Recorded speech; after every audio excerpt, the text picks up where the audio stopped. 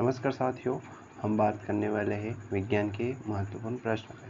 पहला क्वेश्चन, मानव के पाचन नली लगभग कितनी फीट लंबी होती है? 18, 16, 22 या 32? तो मानव की जो पाचन नली होती है वो लगभग 32 फीट लंबी होती है, यानी option number D is the right answer. Next question की बात करें, मनुष्य के शरीर में हृदय को एक बार धड़कने के लिए कितना समय लगता है? 1 सेकेंड, 1 मिनट, 1.5 सेकेंड या 0.8 सेकेंड? तो इसका सही आंसर हो जाएगा कि मनुष्य को एक बार धड़कने के लिए लगभग 0.8 सेकेंड का समय लगता है।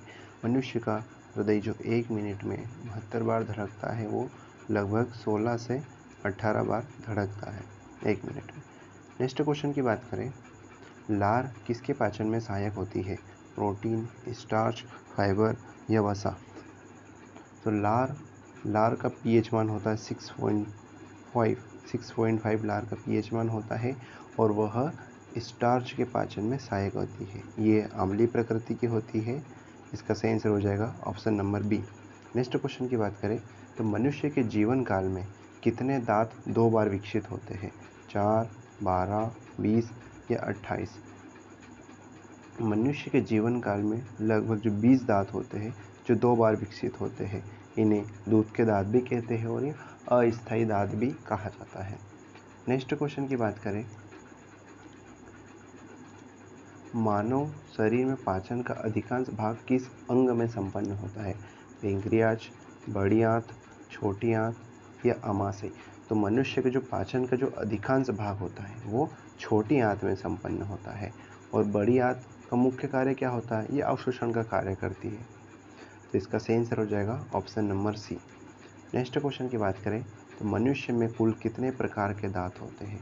2, 3, 4 या 5? मनुष्य में दांतों की बात करें तो वो 4 प्रकार से होते हैं। कौन से? कृंतक, रदनक, चवर्णक और अग्रचवर्णक। Canine, molar, premolar.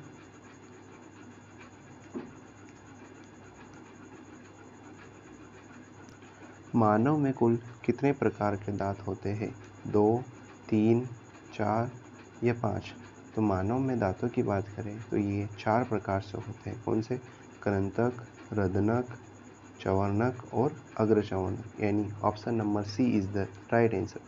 Next question की बात करें, मानव रक्त का पीएच मान कितना होता है? 7.2, 7.4, 7.6 या 7.8? तो मानव रक्त का पीएच मान की बात करें तो इसका होता है 7.4। मानव रक्त का पीएच मान कितना होता है? 7.4 होता है। रक्त का अध्ययन हेमेटोलॉजी कहलाता है। मानव जो रक्त होता है वो 2 भागों से मिलकर बना होता है। पहला भाग होता है प्लाज्मा और दूसरा होता है रक्त कणिकाएं। जो प्लाज्मा होता है वो 60% प्लाज्मा होता है और 40% रक्त कणिकाएं होती है। 40% रक्त कणिका भी 4 प्रकार से होती है, आरबीसी, डब्ल्यूबीसी और प्लेटलेट्स। 3 प्रकार से होती है, आरबीसी, डब्ल्यूबीसी और प्लेटलेट्स। तो इसका सही आंसर हो जाएगा मानव रक्त का पीएच मान कितना होता है? 7.4। नेक्स्ट क्वेश्चन की बात करें, निम्नलिखित विटामिनों में से किसमें कोबाल्ट होता है? विटामिन के, विटामिन B12, विटामिन B6 या विटामिन B2? तो कोबाल्ट की बात करें तो ये विटामिन B12 में पाया जाता है। इसका वैज्ञानिक नाम भी होता है साइनोकोबालामिन, यानी option number B is the right answer. Next question की बात करें तो मनुष्य का सामान्य रक्तचाप या ब्लड प्रेशर कितना होता है? 150/90 mmHg, 120/80 mmHg, 80/120 mmHg या 100/50 mmHg? तो सामान्य मानव का जो ब्लड प्रेशर या रक्तचाप कितना होता है? 120/80, यानी option number B is the right answer. Next question की बात करें तो लार में कौन सा एंजाइम पाया जाता है? लार में कौन सा एंजाइम पाया जाता है? रेनिन, टाइलिन, टेनिन या रेजिन? तो लार में कौन सा एंजाइम पाया जाता है? तो टाइलिन। लार में टाइलिन नामक एंजाइम पाया जाता है। नेक्स्ट क्वेश्चन की बात करें, मनुष्य शरीर का रक्त बैंक कहलाता है, यानी ब्लड बैंक। ब्लड बैंक किसे कहते हैं मानव शरीर का? प्लीहा, यकृत, हृदय या किडनी। तो पहले को साइंटिस्टों ने देखा कि जो आरबीसी होती है, आरबीसी वो पहले कहाँ पे जा रही थी? प्लीहा में जा रही थी। तो उन्होंने क्या कहा कि प्लीहा को ब्लड बैंक कह दिया था, लेकिन फिर बाद में और देखा तो जो आरबीसी प्लीहा में जाके नष्ट हो रही है, तो उन्होंने प्लीहा को आरबीसी का कब्रिस्तान भी कहा है।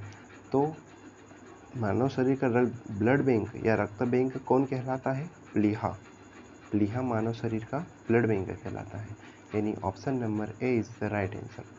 नेक्स्ट क्वेश्चन की बात करें तो हीमोग्लोबिन किसका महत्वपूर्ण घटक है? आरबीसी, डब्ल्यूबीसी, कट्टिकाणु या जीवद्रव्य? हीमोग्लोबिन किसका महत्वपूर्ण घटक है? तो ये आरबीसी का महत्वपूर्ण घटक है।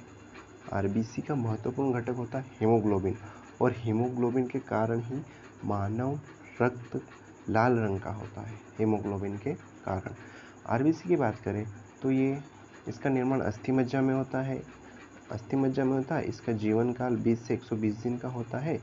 आरबीसी को एरिथ्रोसाइट भी कहा जाता है, और इसकी संख्या लगभग 50 से 55 लाख घन सेंटीमीटर की होती है। नेक्स्ट क्वेश्चन की बात करें तो पेसमेकर का संबंध किससे है? गुर्दा, दिमाग, फेफड़ा या हृदय? तो पेसमेकर का संबंध किससे है? हृदय से है। पेसमेकर का संबंध किससे है? हृदय से। और एक क्वेश्चन और पूछा जाता है, जो डायलिसिस होती है, डायलिसिस का संबंध किससे है? तो वो किससे होता है? वो गुर्दे यानी किडनी से होता है, जो डायलिसिस का संबंध। तो पेसमेकर का संबंध किससे है? हृदय से, यानी option number D is the right answer. Next question की बात करें तो मानव मस्तिष्क में बुद्धि का केंद्र है? सेरिबेलम, सेरिब्रम, मेडुला ऑब्लांगेटा या इनमें से कोई नहीं?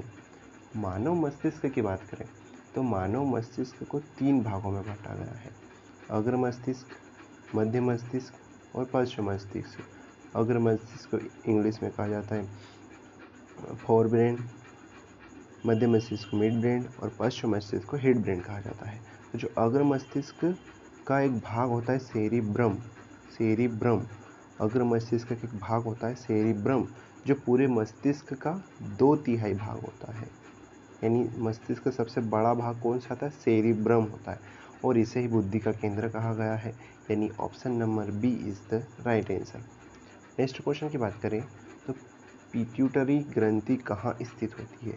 पिट्यूटरी ग्रंथि को पीयूष ग्रंथि भी कहा जाता है, और पीयूष ग्रंथि हमारे मस्तिष्क में होती है। कहाँ स्थित होती है? मस्तिष्क में होती है, और ये इसका मुख्य कार्य क्या होता है कि हमारी पूरी बॉडी को कंट्रोल करता है, इसलिए इसे मास्टर ग्रंथि भी कहा जाता है। और मानव शरीर की सबसे छोटी ग्रंथि भी पीयूष ग्रंथि ही होती है। नेक्स्ट क्वेश्चन की बात करें, सफ़ेद रक्त कण का मुख्य कार्य क्या है? यानी डब्ल्यूबीसी का मुख्य कार्य क्या है? अभी हमने कुछ समय पहले आरबीसी की बात करी थी, अब डब्ल्यूबीसी की बात करें तो इसका मुख्य कार्य होता है रोग प्रतिरोध क्षमता धारण करना। रोग प्रतिरोध क्षमता धारण करना किसी डब्ल्यूबीसी का मुख्य कार्य होता है, और इसका निर्माण भी लगभग अस्थि मज्जा और प्लीहा में हो जाता है। तो डब्ल्यूबीसी का जो साइंटिफिक नेम होता है ल्यूकोसाइड भी कहा जाता है। इसका जीवन काल 2 से 4 दिन का होता है, और ये लगभग 5000 से 5500 की जनसंख्या में पाई जाती है ना, 5500 के लगभग पाई जाती है।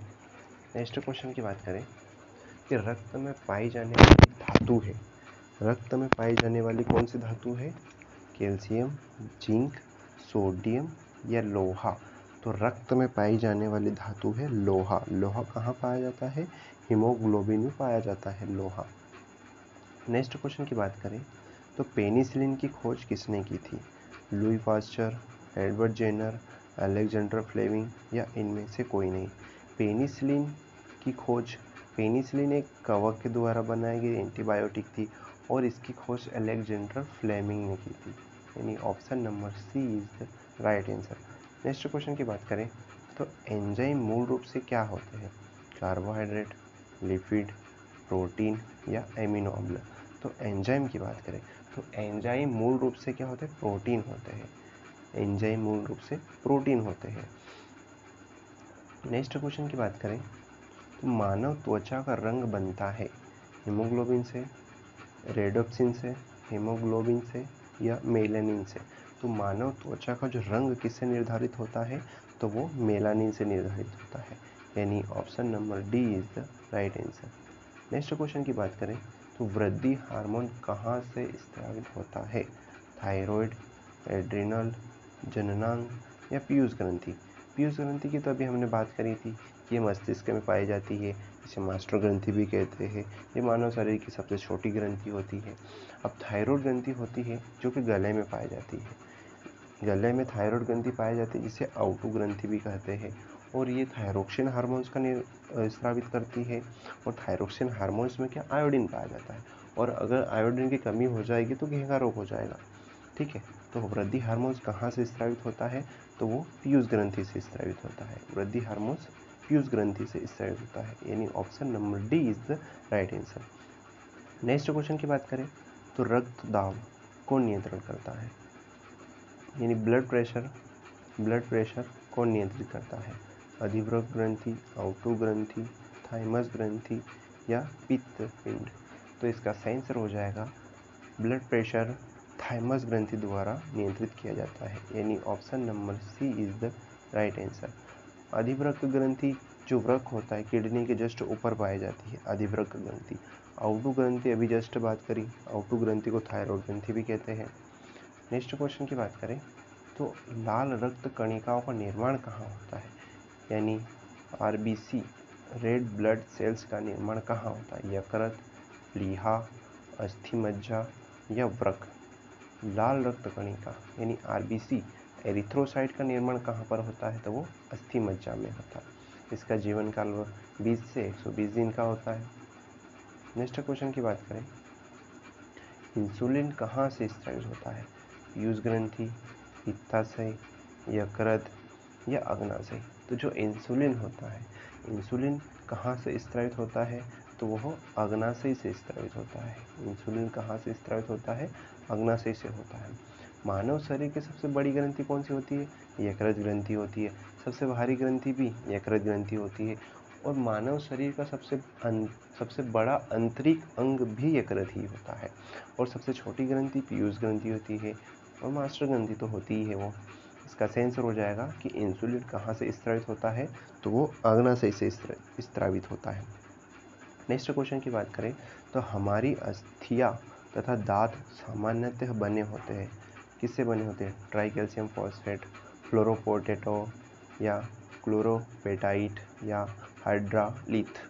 तो इसका आंसर हो जाएगा कि हमारी अस्थियां या दांत मुख्यतः बने होते हैं ट्राई कैल्शियम फॉस्फेट से, यानी option number A is the right answer. Next question की बात करें तो निम्नलिखित में से कौन सा विश्व का सबसे बड़ा पुष्प है? कमल, वोल्फिया, रेफ्लेशिया या सूर्यमुखी। तो विश्व का सबसे बड़ा पुष्प कौन सा है? रेफ्लेशिया। विश्व का सबसे बड़ा पुष्प कौन सा है? रेफ्लेशिया। और सबसे छोटा पुष्प कौन सा है? वोल्फिया। विश्व का सबसे बड़ा पुष्प रेफ्लेशिया, सबसे छोटा पुष्प वोल्फिया, यानी इसका सही आंसर हो जाएगा option number C. Next question की बात करें तो जो अरक्तकता